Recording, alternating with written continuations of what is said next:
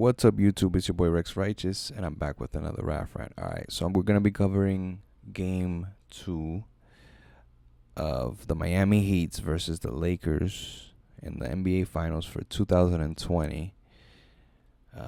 Here is the breakdown. So first quarter, not that bad, but they scored a lot. I was surprised. I was shocked. They were really going in. Both teams was going hard. I saw a lot of offense from both sides, but defensively, there wasn't too much of an answer for down low. Rondo was doing really well. I have to tip my hat to Rondo because 10 assists, 16 points, him dropping threes in only 26 minutes. You can't ask for better than that. Uh, there was other guys out there that are on the same caliber as him, kind of like a Dwight Howard maybe. But they didn't provide as much. Same thing with J.R. Smith. He only played 3 minutes, 0-0-0. So big salute to the man, Rajon Rondo. Danny Green, not the same. 3 points, 2 assists, 2 rebounds, 22 minutes. It wasn't that great of a game for him as well. But going back to the first quarter where there was a lot of basketball, right in the beginning, you could tell right away there was not that much interior defense, and the Lakers took off. So, they had a 6-point lead, which was not bad. And then second quarter came around, and it was 39-31 when it came to points altogether just in that second quarter. But the lead looked a lot larger than that. And in that moment, AD was basically unstoppable. I think he had missed only one shot or two. If I'm mistaken, I'm sorry, but from what it looked like, that's basically how it went down. When it came to our side, we had a couple of guys playing a bunch of minutes. So Kelly Olynyk played 37 minutes, Tyler Hero with 43 minutes, Jimmy Butler with 45, and Kendrick Nunn with 30, or 29 if you want to be specific. But I think that's the same amount of numbers we're going to see. Jimmy Butler playing 45 minutes is a little too much in my opinion, and it made him a little more gun shy. But because the thing is, at the end, he started to not want to shoot. He didn't want to dunk or anything. He was just going inside and looking for a way to pass and give the ball to anybody that has an open shot. Heat Nation, please comment below. Let me know what you guys think. If you're new to the channel, please like, subscribe. Let me know what you guys think as well. But yeah, Jay Crowder was out there doing this thing. He hit a couple threes. He was consistent. He wasn't really messing around. His defense was so. It wasn't bad. I can't knock Jay Crowder. Tyler Hero, he did his thing. I wanted a little more from him, but it's hard to expect so much from a rookie. And then on top of that, we also had another rookie coming in and interchanging with Tyler Hero. So we were depending a lot on rookies, and that's not good. We barely got any production from anybody else aside from those guys. Myers Leonard with 9 minutes, 7 points. Not bad, but he should have played more. But Kelly Olynyk did his thing as well. 24 points, covering as much as he could for Bam, because sometimes Bam doesn't score like how he does. It's just the defense was subpar, and they were playing a zone. So they were basically just hanging out, just trying to get back into the game and see if they slip up. AD really went off in the second quarter. So third quarter started, and that's when all the contact started. So there was a lot of fouls going on in the third quarter. The clock was constantly being stopped, and that's when they started to stay in the window of 14 points. So it was a 14-point lead for the whole quarter, basically. They dropped it down to 12-10, 12-10, and then in the fourth quarter, it kept going back to 14-10, 14-10. Andre Iguodala also played 26 minutes, 7 points, 2 rebounds, 1 assist. Not too much production from the Heat. The Lakers definitely did their thing. LeBron James basically had a triple-double with 33 points, Dwight Howard with 6 points, Pope with 11, Rajon Rondo again with 16, and Kyle Kuzma with 11, who hit some pretty good threes. So did Markieff Morris. He only has 6 points and 5 rebounds, but threes that he did hit were worthy, because the problem is that every time the Heat would get close, or basically closer than 8 points or 10 points, the Lakers would hit a three. So you either got Caruso, or you got Kuzma, or you got Morris. You even got AD. Sometimes AD will pull back and he'll hit a three. So with that being said, it was really hard to stop them. And then AD, he was also a beast on the defensive side. He was really like in the way for people to get to the basket and stuff like that. Kendrick Nunn got a highlight block on Anthony Davis. But to go back to what I was saying, both guys, LeBron James and Anthony Davis, with 40 minutes apiece. Anthony Davis pulling out 14 rebounds. He comes out with a double-double and 1 assist. So overall, if I had to give a MVP for the game, I would say both those guys are tied to me, because 9 assists is valuable when it comes to LeBron James. That was the discussion tonight, basically. And, a lot of people were discussing that, like,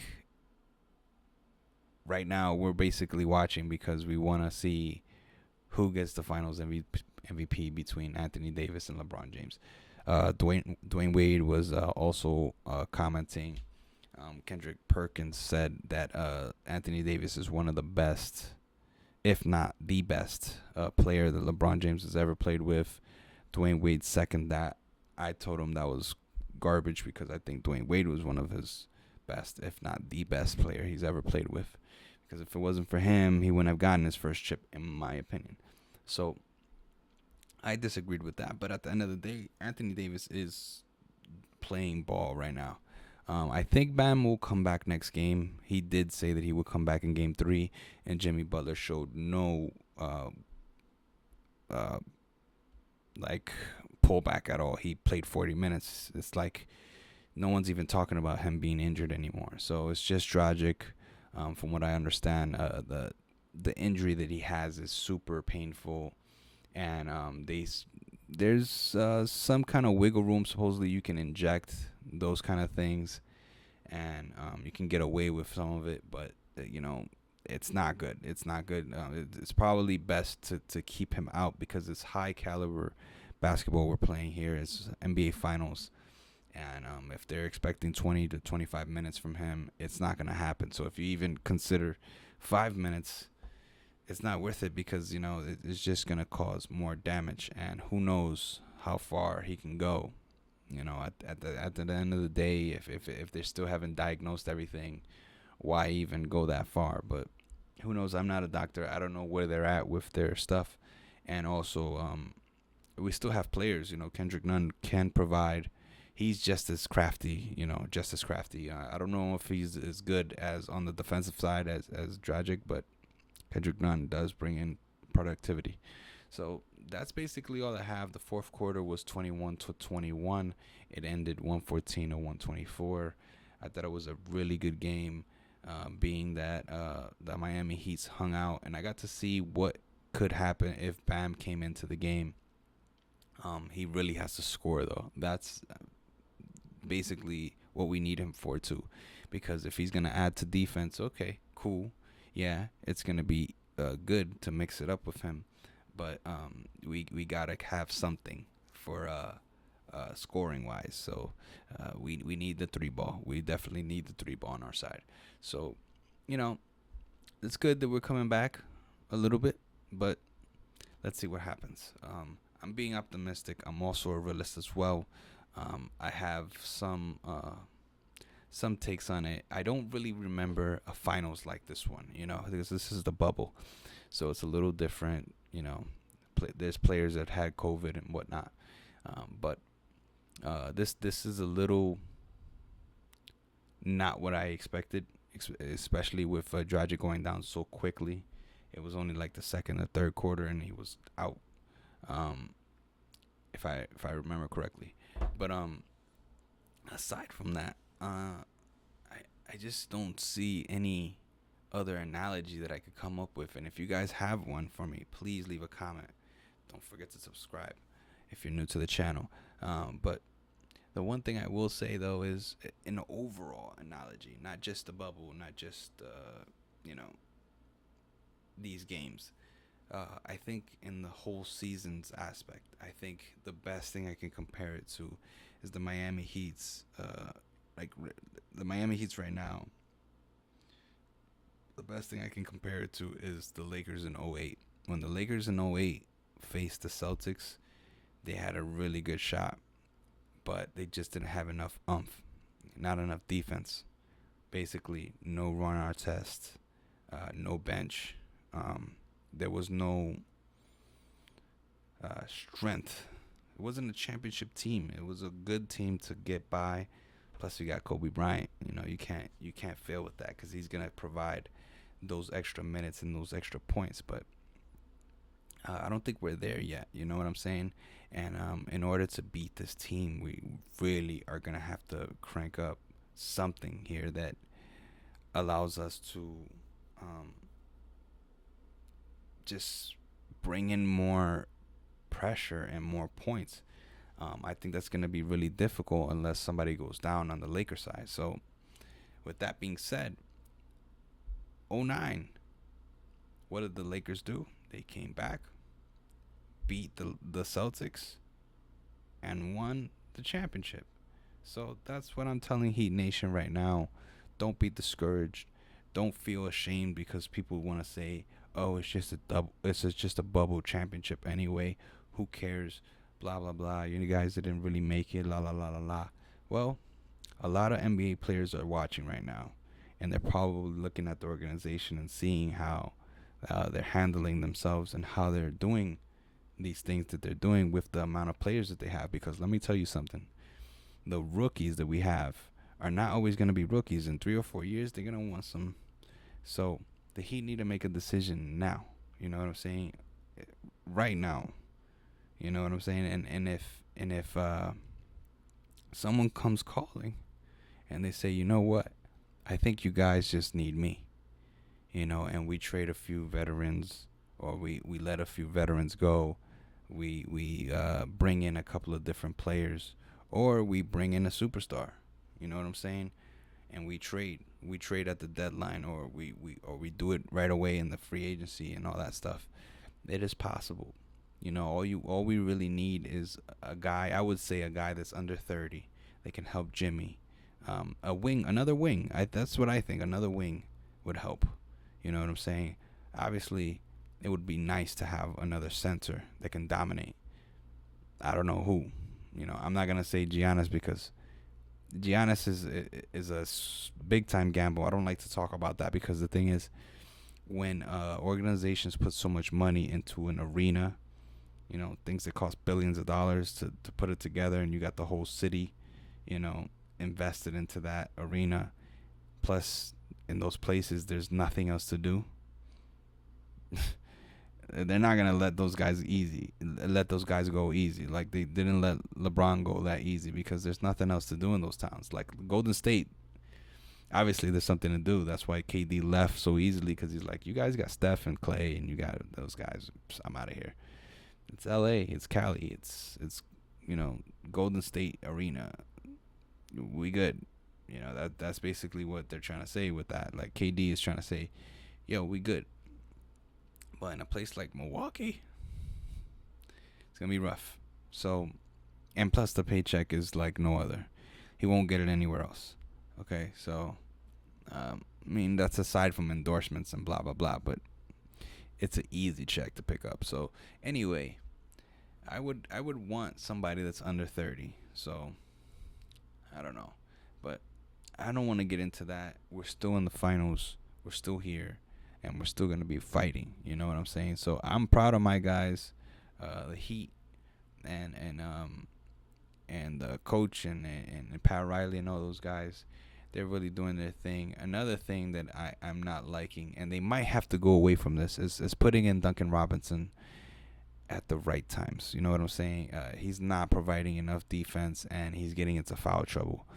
It's hard not to put him in because the only people they're not putting in is Derrick Jones and Solomon Hill. I don't know why, but I guess they just don't provide enough, and they're too much of a liability. But they're playing everybody else, and Myers Leonard has 9 minutes.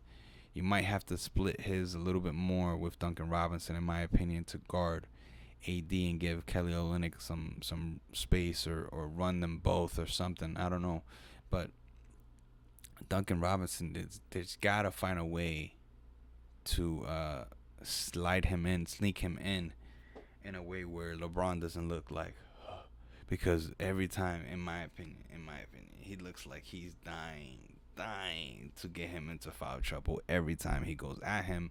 If Duncan has to switch on LeBron, he makes sure he drives, he doesn't shoot. I mean, pay attention, as I'm telling you. This is what's happening. He's making sure he's out of his game. He doesn't want him to be on point to make threes. He made only 9 points today, and I only saw him swish 1-3. So those guys, they have to be mentally like engaged in order to make those threes. Like, in order like for them to go off, they have to be like everything's quiet, and they just totally different mind state compared to a guy like Tyler Hero or Kendrick Nunn or Jimmy Butler. Tyler Hero handles the ball more, so he can do a little bit of both. He can spot up and dribble the ball, get some little mid ranges, and dump off the ball whenever he has too much people on him. That's easier work. Duncan Robinson's just out there to spot up. That's hard. You know what I'm saying? I'm telling you, LeBron's eyes get open when he sees him. Yeah, so you gotta slide him in. How do you slide him in? Gotta create more points, more defense, make him more crazy. But is that gonna happen?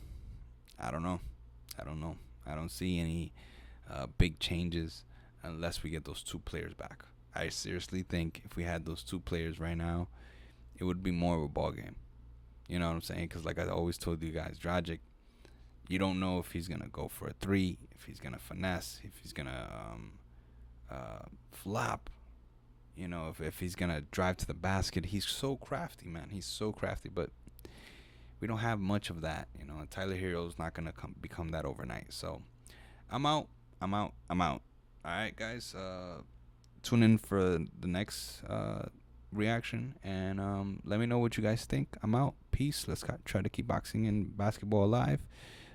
Also, I want to give a big shout out to those Las Vegas Aces, WNBA team that made it to the finals.